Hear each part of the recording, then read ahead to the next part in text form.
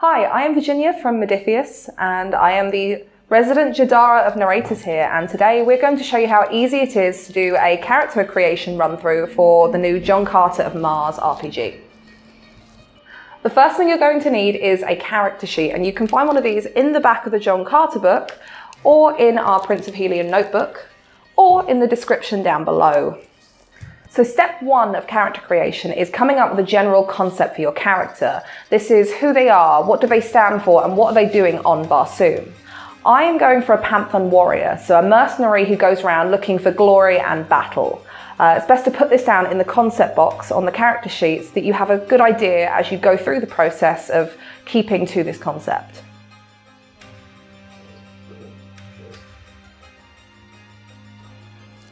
The second step to character creation is your starting attributes. So the first thing you need to do is note down that all of your attributes on this sheet start with 4.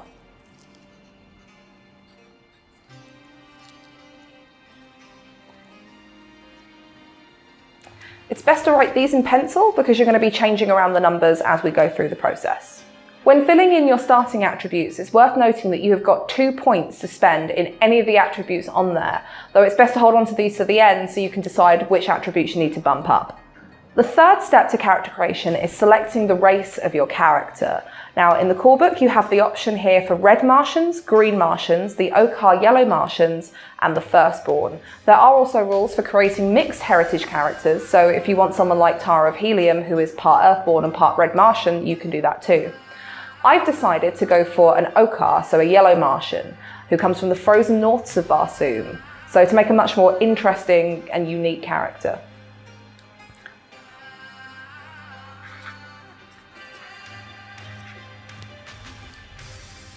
Once you've selected your character's race, it's now time to look and see what bonuses you get from that. So for the ochre Martian, you get a +1 to your cunning and your daring. And then you get a choice to add +1 to 2 attributes, and you get the choice of empathy, might, or reason. Now, because I'm going for a warrior, I want to give her might, because that will give her strength, and that will do better for her in combat. And I want to give her reason, because I want her to be clever and be able to work out battle tactics.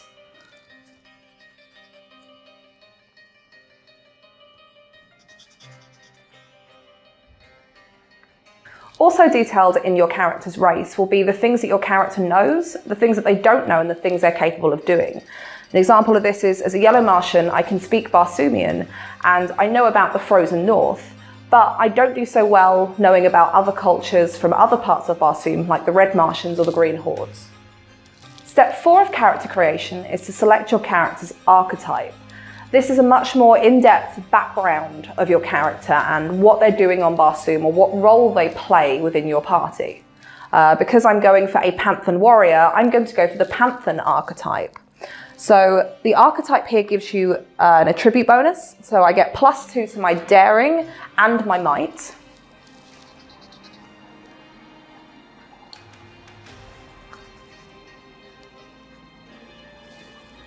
And I also get a talent from this. This is a grade 1 talent, which is the first level of talents that you can get.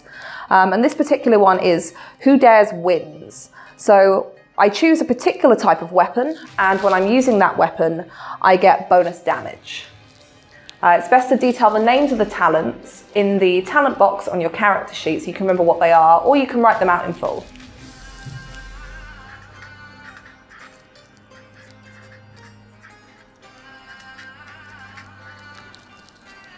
Alongside the stat bonuses and talent you get from your character archetype, you also get another list of things that you know and things that you can do.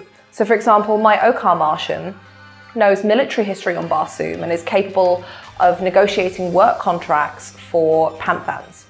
Step 5 of character creation is picking a descriptor. Characters in John Carter of Mars are large and bolder than life.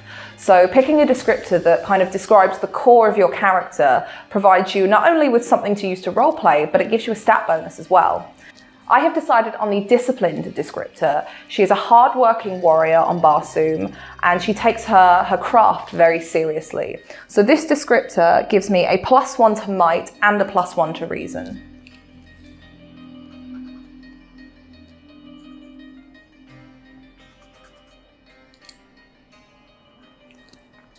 Step 6 of character creation is adding any other additional talents.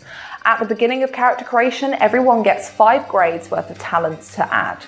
All of the talents in the book are graded 1 to 5 depending on how good they are or how complicated they are. You can switch to the talents chapter to decide these for yourself, or you can create your own. If you want to see us create some talents over video, then let us know in the comments down below. But for now, the talents that I'm picking are, I'm picking the cut them down talent, an eye for danger,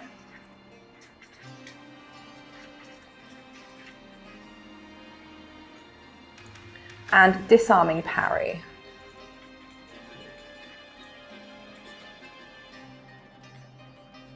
It's best to choose talents that reflect the things that you want your character to be able to do. So cut them down allows my character to swing at enemies left, right, and center, which plays into her character concept. If there aren't any talents in the book that fit what you want your character to do, you can work with your GM to create a talent that works for you. Step 7 of character creation is your starting Renown and starting equipment. Now, unless you're playing an Earthborn character, because they don't get any starting Renown, you get a starting Renown of 10, and you can mark this into your box.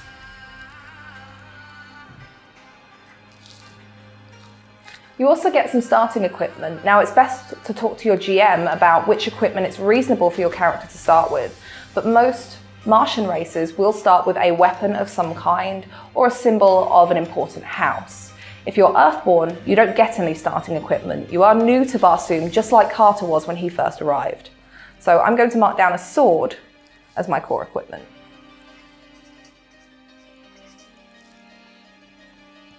Step 8 of character creation is picking a flaw for your character. This is almost like an anti-talent.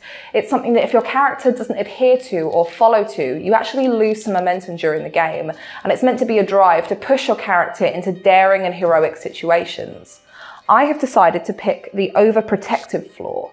This means that my character prides it upon herself to protect those that she's with, and when she fails to do so, she suffers the cost.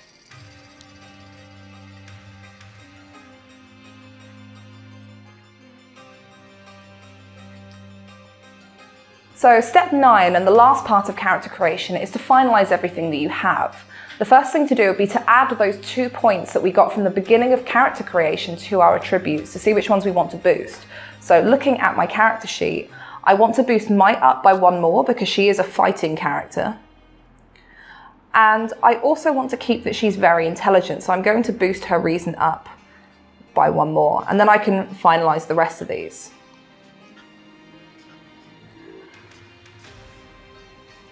On top of this, you also want to name your character.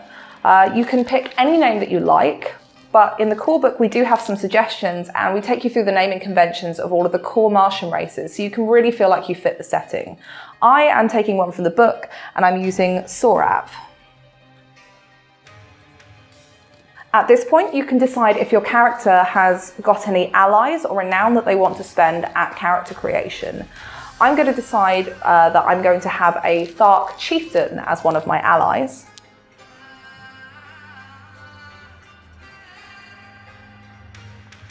And this is going to cost me 6 renown, so I'm just going to mark that off on my sheet. Alongside this, we want to fill out our maximum stress on all 3 of our stress tracks, and you calculate this by choosing the highest of the attributes that it affects. So confusion affects empathy and reason, and the highest of my empathy and reason is going to be 7. For fear, that impacts daring and passion, and my daring is the highest, so it will also be 7. And for injury, it's going to be the highest of my cunning and might, which is 9. The very last thing that you're going to want to do is, if you do have a weapon as a piece of starting equipment, to fill that in the weapons section on your character sheet. So the basic damage for my sword is 2. And I don't need to add any notes or ammo. One more thing to do that might help you out is, because in John Carter of Mars, everyone has individual momentum pools as seen on your character sheet, it's a good idea to mark off what your maximum momentum is at the moment, just in the corner of the sheet. So for me, it'll be equal to my lowest attribute, which is 4. And it's the same for your luck points. You have luck points equal to your lowest attribute, which is 4 for me as well.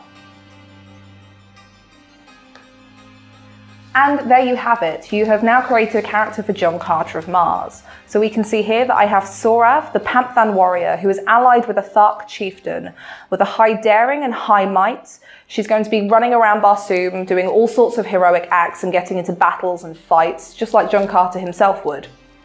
So if you now have a new, bold, heroic John Carter character to play, you might want to consider getting our Phantoms of Mars campaign book to play them in.